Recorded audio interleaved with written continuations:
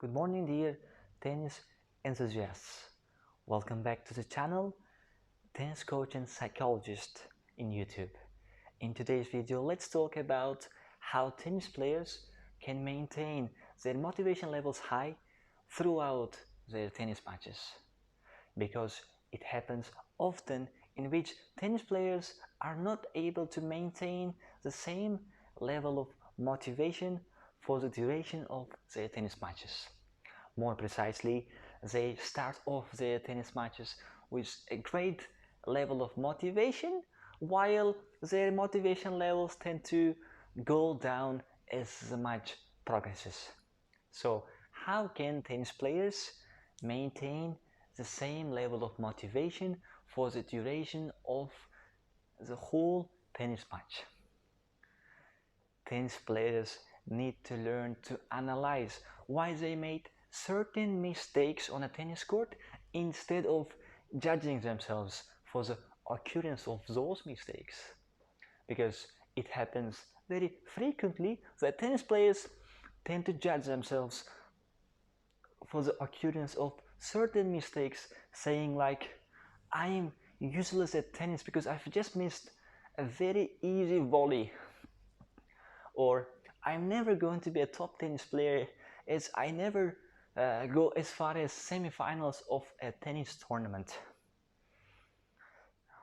So because they have this attitude, it makes them feel less motivated. Because they feel less motivated, the amount of effort they give in their tennis matches decreases. And therefore, instead of judging themselves for the occurrence of certain mistakes on a tennis court, what tennis players can do is to analyze why those mistakes happened. For instance, instead of saying I'm useless at tennis, a tennis player could think about why that certain mistake happened. Like, why did he hit the ball to the net? Is it because he didn't bend his knees enough? Or is it because he didn't brush the ball from low to high?